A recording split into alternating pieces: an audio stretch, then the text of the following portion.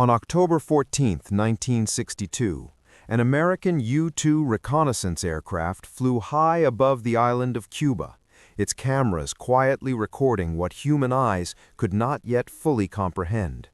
When the film was developed, it revealed missile launch sites carved into the Cuban landscape, clear evidence of Soviet medium-range ballistic missiles capable of reaching Washington, New York, and much of the continental United States. What followed would later be remembered as the most dangerous moment in human history. In this timeline, it becomes the moment humanity failed its final test. President John F. Kennedy received the photographs in silence.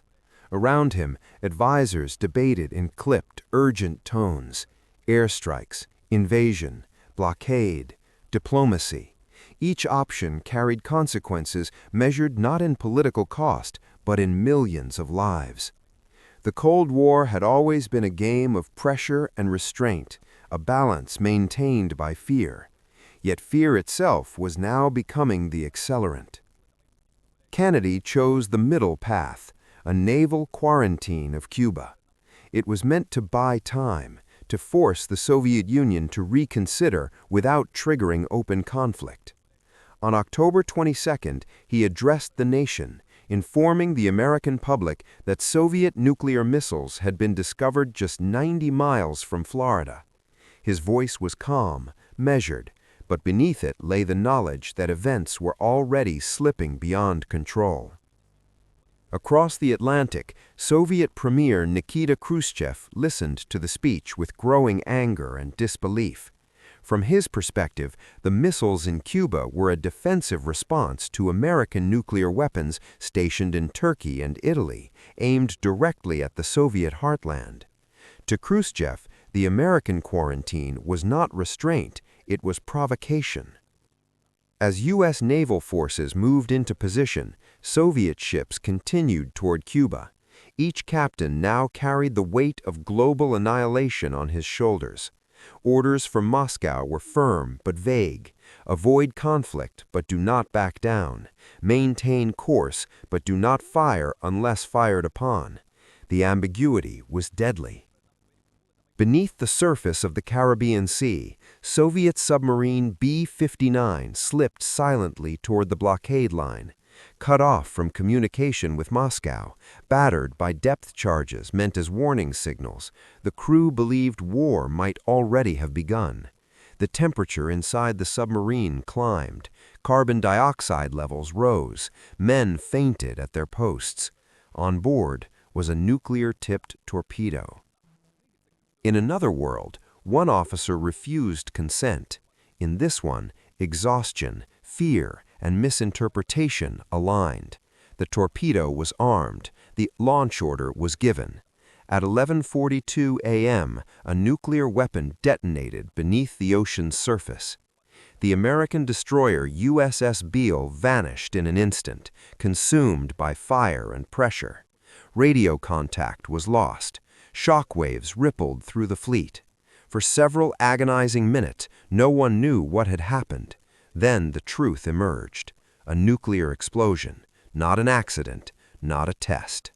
The United States had just lost a ship to a Soviet nuclear weapon. In Washington, panic gave way to procedure. The machinery of war, carefully designed to respond without hesitation, began to move. DEFCON 1 was declared. Strategic Air Command bombers took off, loaded with thermonuclear weapons. Missile crews descended into silos, keys ready. Kennedy understood the danger of escalation, but he was now trapped by perception. To do nothing would signal weakness.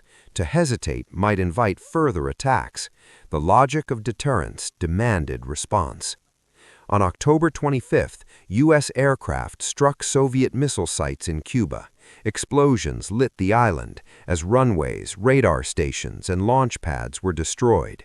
Soviet troops on the ground, operating under pre-delegated authority, interpreted the strikes as the opening phase of a full invasion. They responded with tactical nuclear weapons. A nuclear blast erupted near Guantanamo Bay.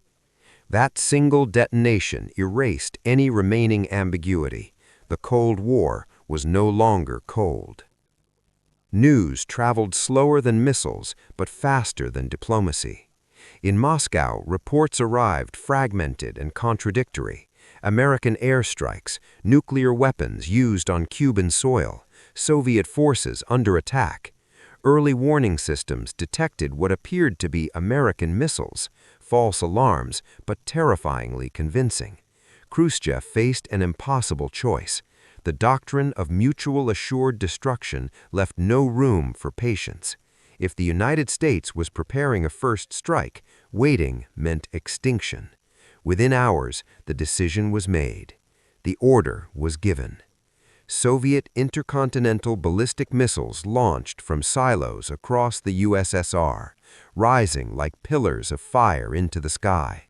Their targets had been selected years earlier, plotted on maps by men who never believed they would see them used. In underground command centers across the United States, alarms sounded.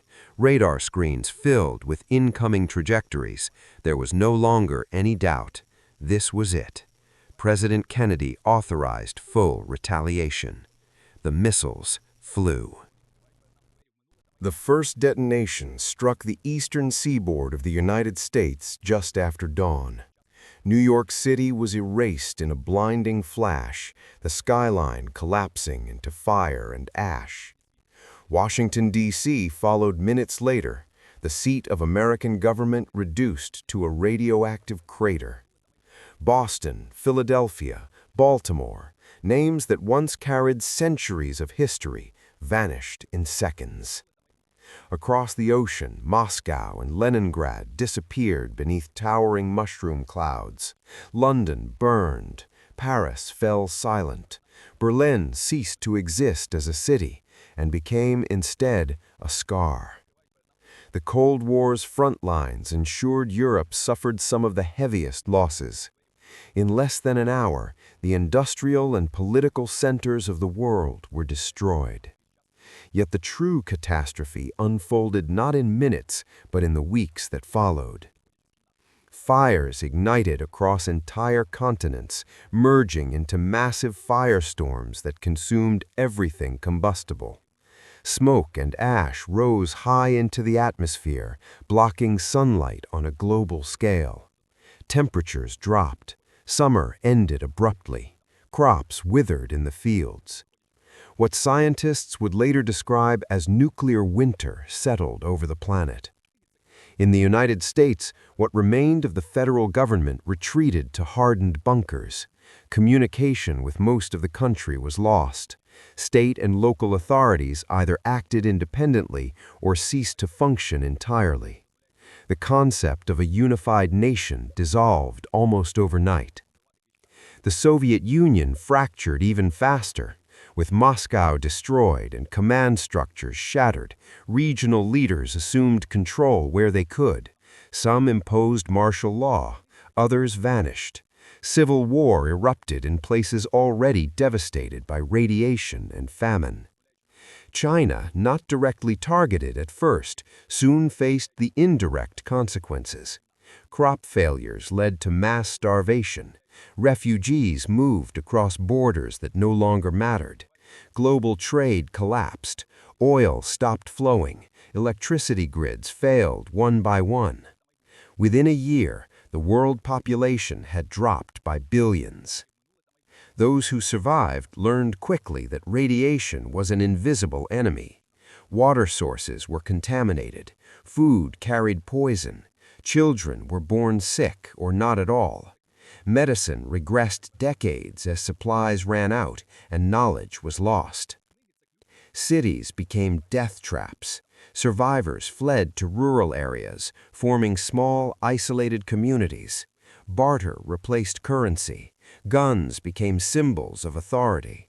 Old national identities faded, replaced by the simpler question of who had food and who did not. Decades passed.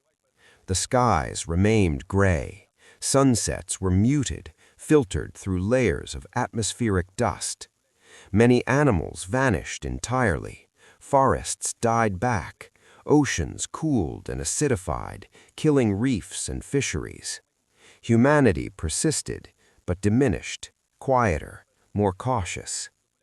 In scattered settlements, elders told stories of the old world, of machines that flew, of glowing screens that connected continents, of a time when humans stood on the moon. To the children born after the war, these stories sounded like myths. The Cuban Missile Crisis became a legend, not as a diplomatic triumph, but as the moment that fear outran wisdom. Historians working with fragments of salvaged documents would later conclude that no single decision caused the end of the world. It was the system itself. Doctrines built on speed, secrecy, and retaliation left no room for human hesitation. The Cold War turned hot not because anyone wanted the world to end, but because no one could stop it once it began. In this timeline, there is no American century, no Soviet collapse, no globalization. The 20th century does not end with optimism, but with ash. And the final tragedy is this: humanity survived long enough to understand exactly what it lost, and exactly how close it once came to choosing a different path.